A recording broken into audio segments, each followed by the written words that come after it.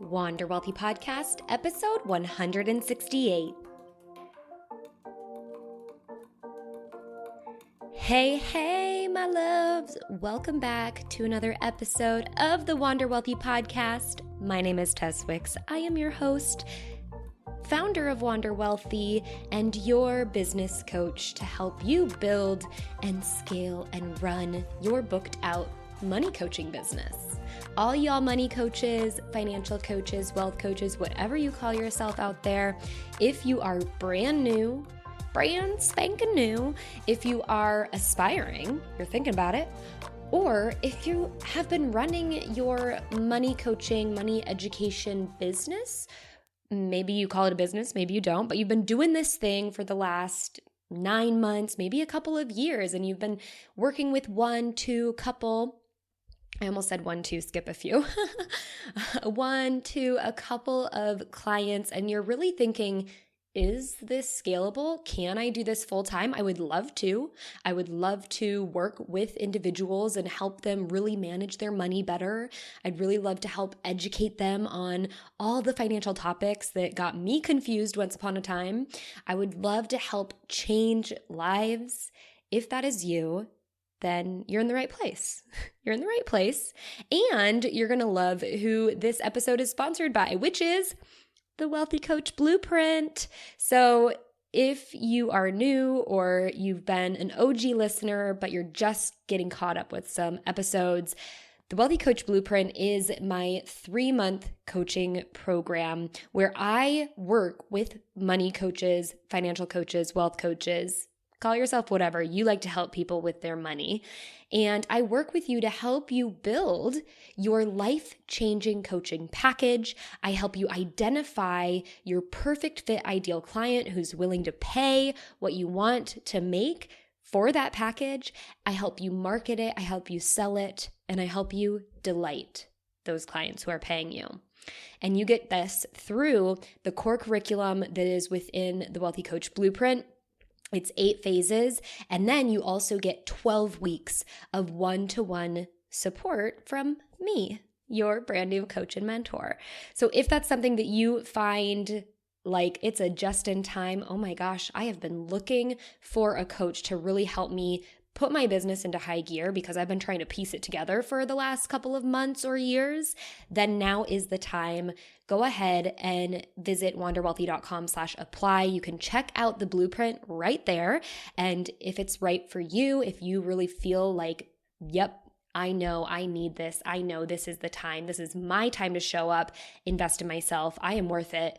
Then go ahead and go through the application process. You got to fill out a quick application, answer some questions. Don't do it quickly. Do it deeply. Like really get in there. Dig deep.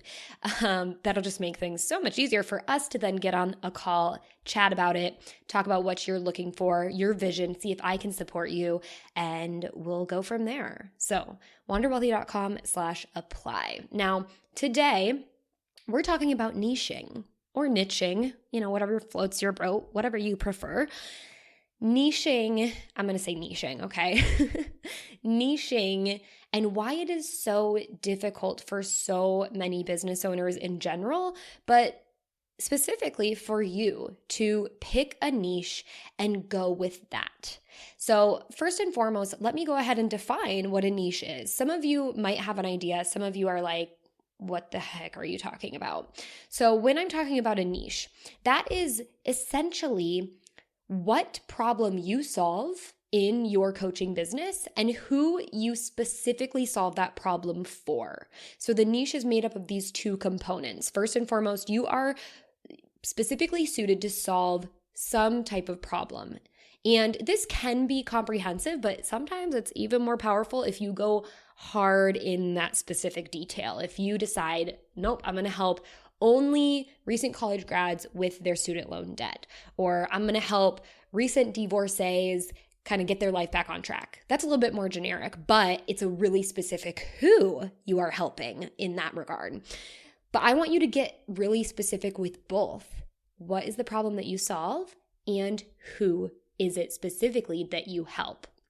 Now, a lot of people have a really hard time selecting their niche. And if you tuned in to one of the more recent episodes that I had with Jill Parekh, who is an imposter syndrome coach, we talked about this. We talked about the importance of niching actually to help combat imposter syndrome. And that's one of the major benefits of picking a niche. And we'll talk a little bit more about that later on in this episode. But first and foremost, let's go into and go down the road of why people don't want to pick a niche, what the fears are, what the worries are there.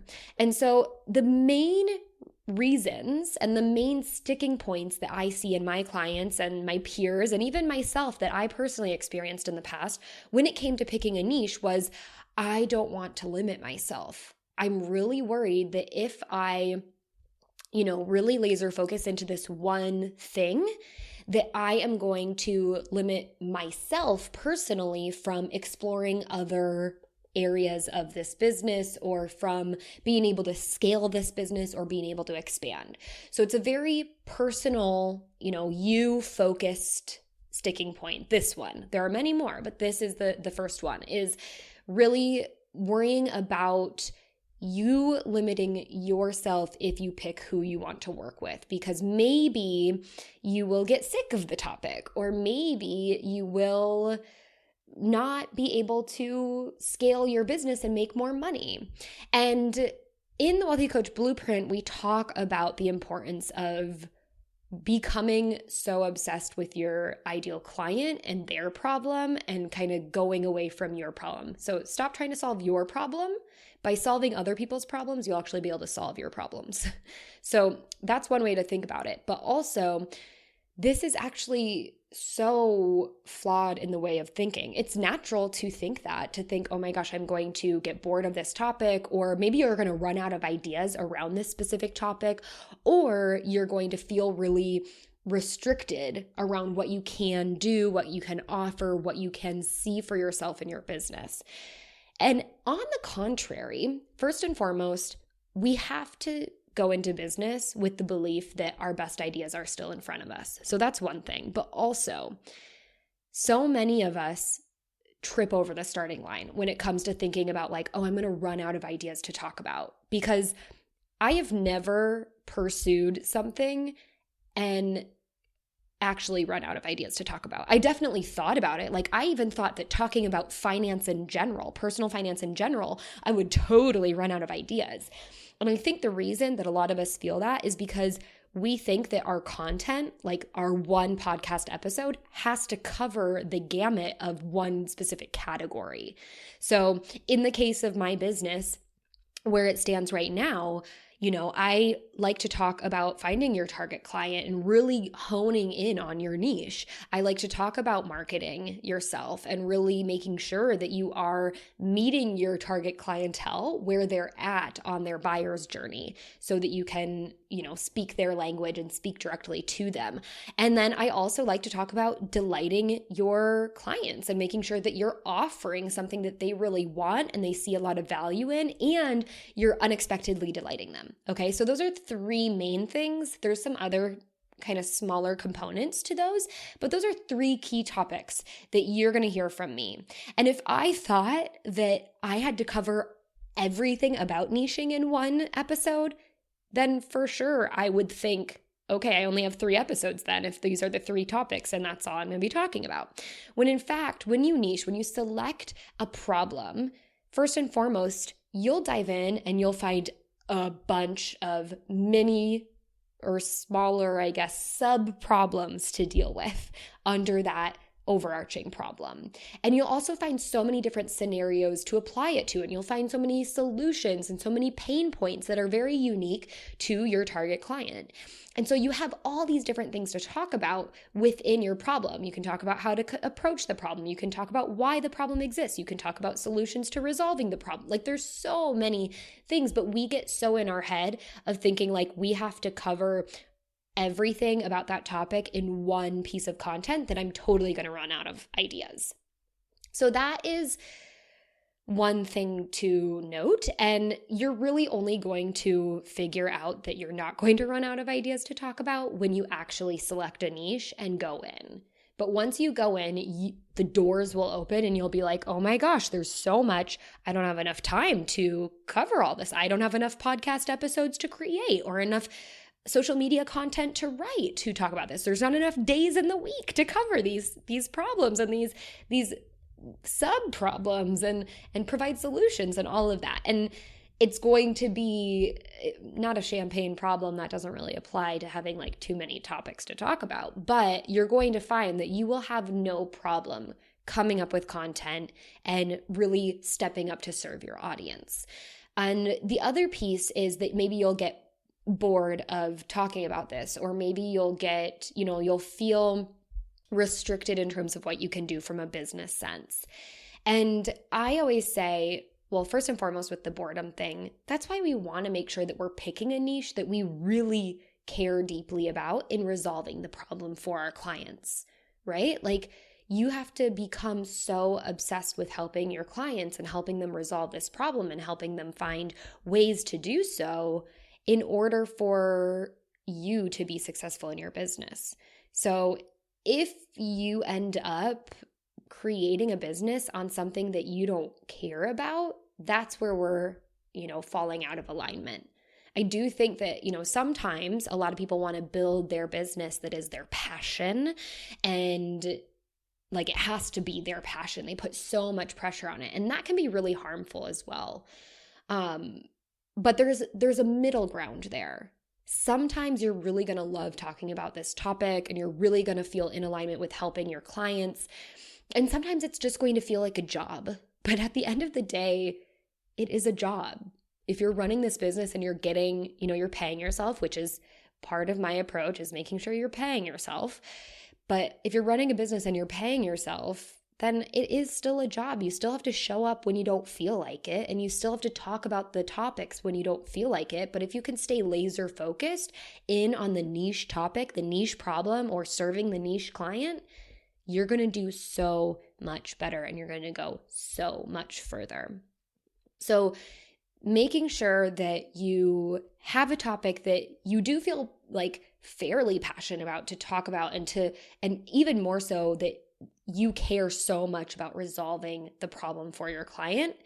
And then also knowing that there's going to be some days that you don't want to talk about it and you do feel restricted, but that's not every day. And there's going to be plenty to talk about. So the doors are going to open and you're still going to have all of that.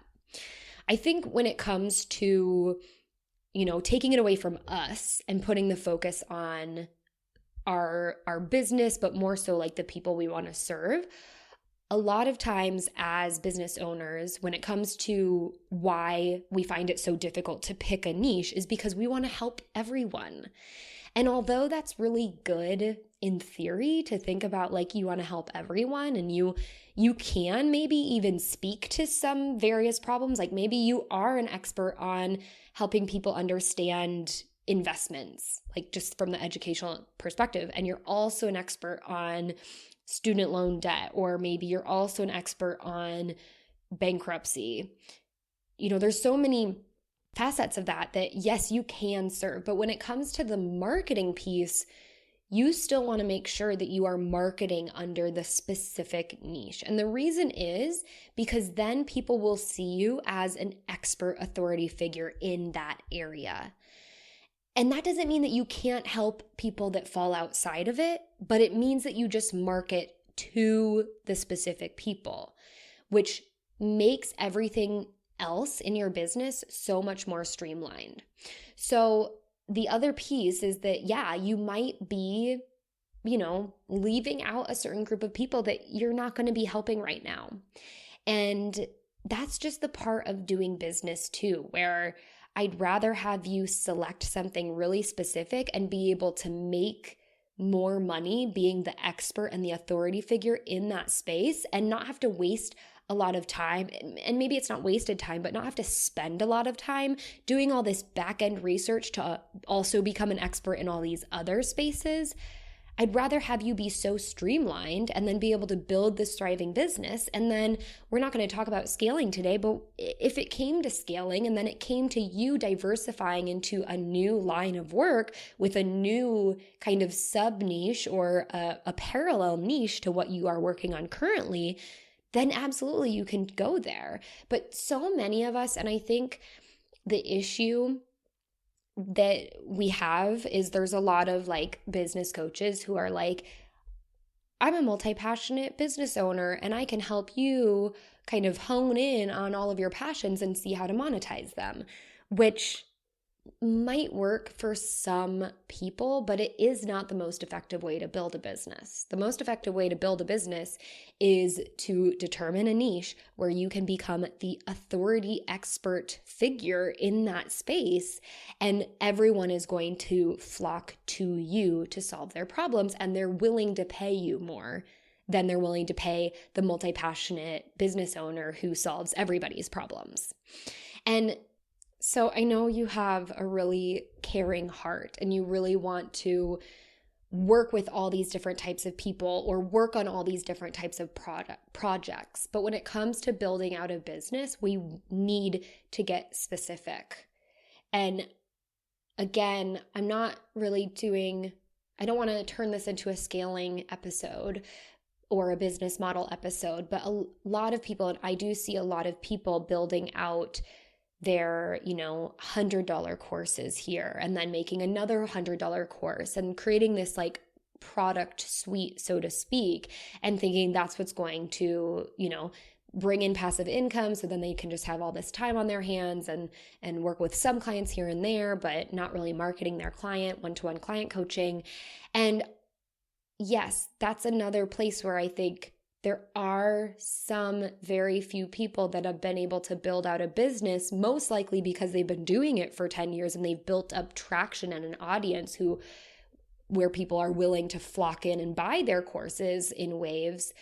But for a lot of people who are, have a smaller following and really just getting started, that is not the most effective model to start with. So we'll talk about that another time. I have a plan for an episode where I want to dive into like the $100 passive course versus a $1,000 higher price point one-to-one coaching package.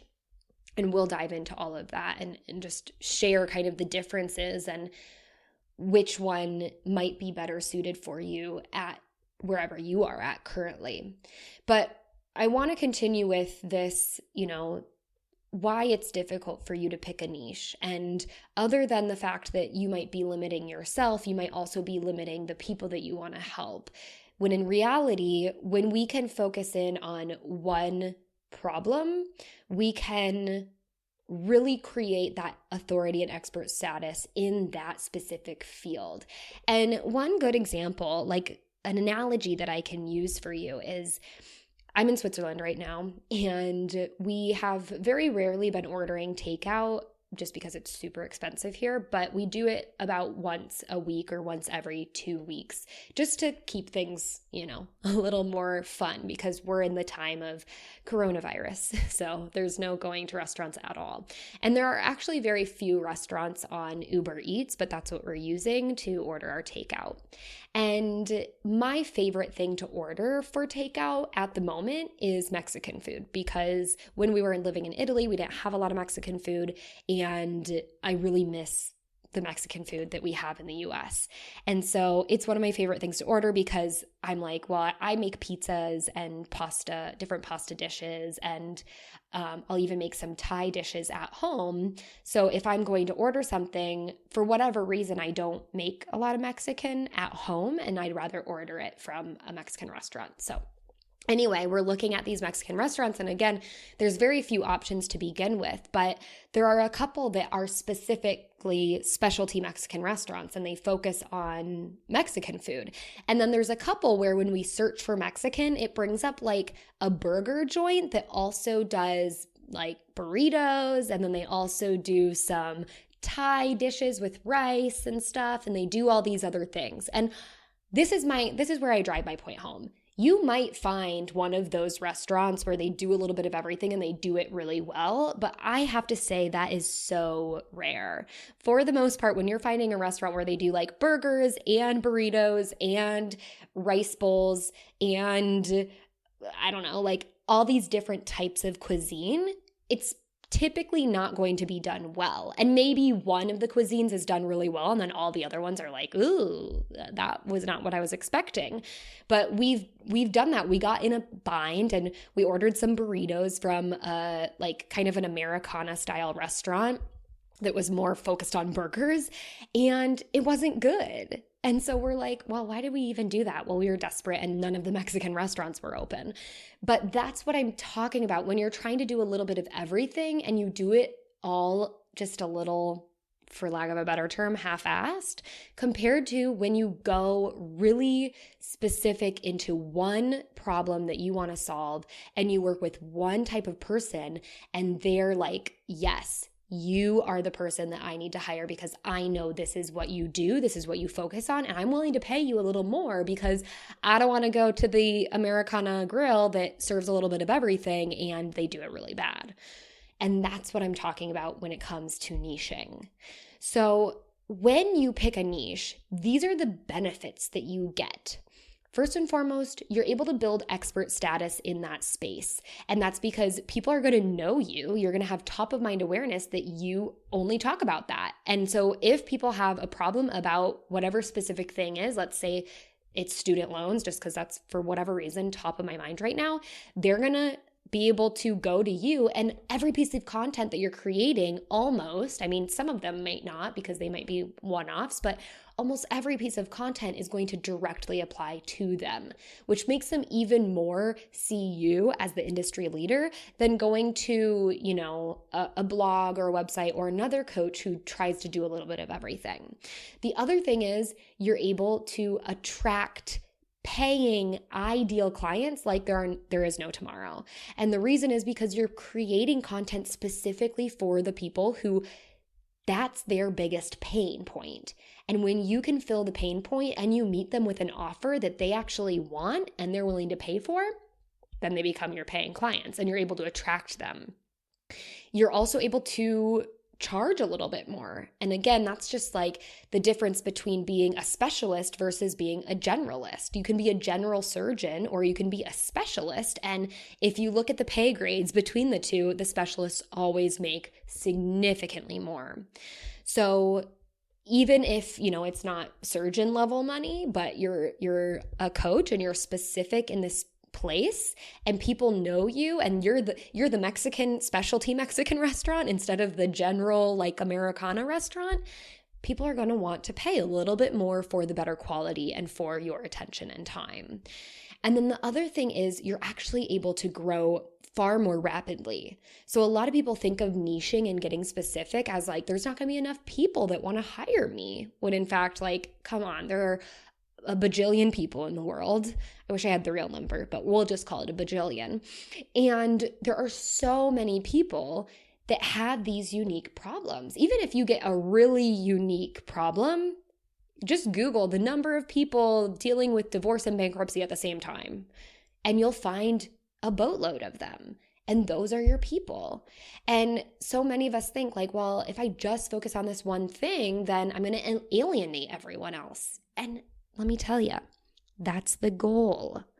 That's the goal. Because if you don't alienate people, you're going to be half-assing things and trying to create a bunch of different types of products and services to please everyone. When in fact, you should only be wanting to please one type of people, one type of person, one type of niche that is willing to pay you for it.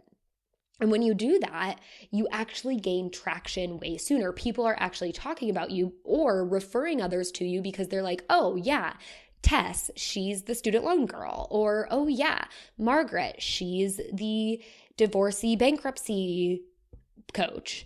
And so when you become that top of mind awareness, you get flooded with people who have that problem because, you know, lo and behold, some bigger blogger is going to be talking about a problem and then someone's going to ask a question. They're like, oh, I don't have the answer to that, but I actually know someone who does because they specialize in that.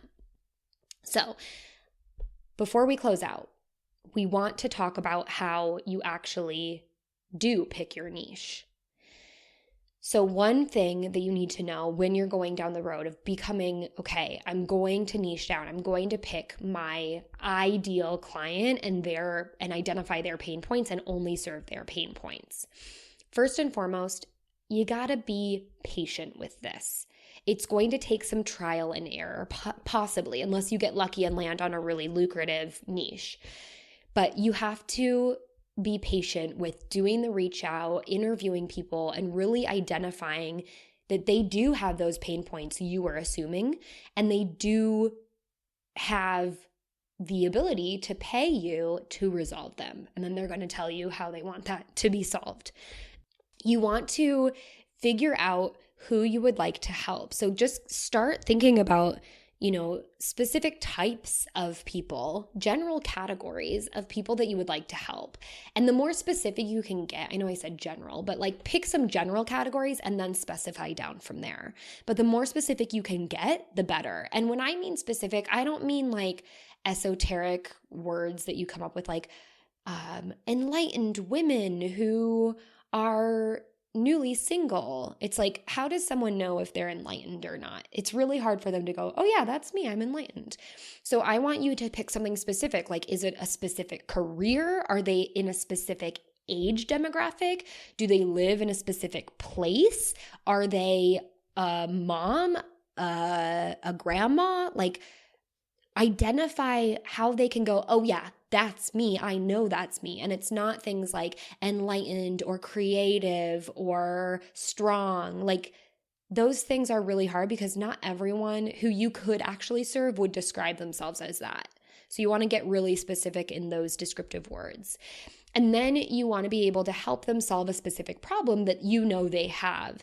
And so you would want to sit down and talk to them and kind of poke in on this problem. And if that problem isn't really painful enough, then you just know, okay, they're not in my niche. Or you can at least utilize that time that you're communicating with them and say, what is a problem that's more painful than this one right here? And you can dig deeper. And then that's an option for you to come back to if you find that a lot of the people you're looking to work with don't actually have the problem that you thought they had. And now it's actually this other underlying problem that you need to work on first. And that's where your first product and service can focus, as long as you're, especially equipped to work with them in that way. And then the fourth thing is you want to make sure that they are willing to pay to solve that problem for you. So that's why you want to find the most painful one, tap on it, figure out how they describe it, what they feel, how painful it really is, and also understand what they would like you to help them with, how you could solve that problem. If they could ask you a bunch of questions, what would those questions be, and how much money would they be willing to pay to solve that problem? And that's really going to get you a good idea of having a really solid niche. And now oh, this is what I get to focus on.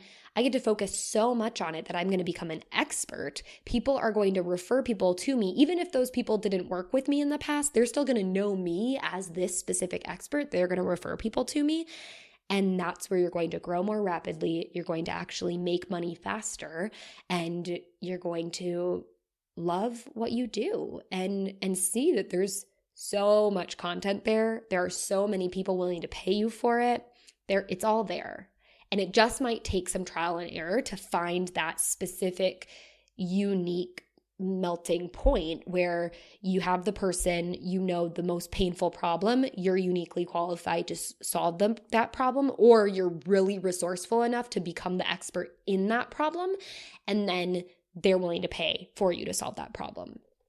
Okay, so the last thing I'm going to leave you with is a little just piece of homework, let's call it. And I want you to develop your I help statement. This is your mission statement in your business.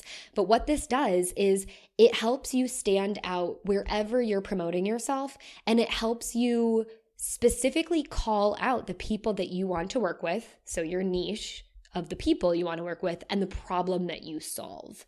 And maybe you're not poking at the direct problem, but you're showing them the solution of how you can solve it. So as an example, my I help statement is I help money coaches, and I could get more specific and go new, aspiring, and frustrated money coaches create a life-changing offer, get more clients, and make more money. So that's my specific I help statement, because their problem right now is that they're not making any money, or they're making very little money, and they're like worried about the sustainability of it all. And the reason they're not making money is obviously they don't have enough clients, and they're not sure how to get those clients, and they also aren't feeling super confident in the offer that they are putting out into the world. Or maybe they're not even putting an offer out into the world, which is also why they're probably not getting any clients. So that drives in to not necessarily poke on the pain point, but it sort of pokes on the pain point because it tells them what they don't have and what they ultimately want. And so that's something that you can really do is, I help, who do you help? And don't say empowered, enlightened, strong, like say something specific. Like I help women in STEM pay off student loan debt without, and you can do it without giving up their happy hour or something. So you can really dig into this specifically, who do you help, so that someone can go, I could find a profile and go, oh, I'm a woman in STEM. I studied actuarial science, which is mathematics, so I'm a woman in STEM. Cool. I have some student loan debt. Oh my God, she'll help me pay it off without giving up my happy hours? Hell yeah, let me sign up for that. Or let me just start following her. And then let me maybe start having conversations with her, and then let me eventually turn into a client. And it's not going to happen necessarily in that way, but it could, and that'd be awesome. So that's what you need to do. The niching, identify first and foremost, why are you afraid of it? What's holding you back? And hopefully this episode has helped you show that the benefits of niching are so much greater than your fears of doing it. And also what the benefits really are, and how you can utilize those to your advantage, and how you actually pick a niche, how you actually go about it. So use that and then create your I help statement, and I want to see it. So if you put it in your Instagram bio, or do something, even just write it down, and then you want to workshop it, go ahead and take a photo of it and share it on Instagram and tag me at Tess_Wicks. If you're not ready to put it publicly, you can go ahead and send it to me in a DM, and we can chat it out there. And if you really feel ready to take your business to the next level, you're ready to hone in on that niche and get all of my tools and resources to really help you validate your idea and create your offer, your life-changing offer, and then actually market it to your ideal clients who are at any stage of their buyer's journey, then I invite you to check out the Wealthy Coach Blueprint. You can go to wanderwealthy.com/apply to check it out. Go ahead and apply. The button is at the bottom. Fill out the application. We'll jump on a call and we'll see if it is the right fit for you. So wanderwealthy.com/apply. Thank you so much for joining me today. Let me know if you have any other niching questions by sending me a DM on Instagram at Tess_Wicks. And until next time, I hope you wander wealthy.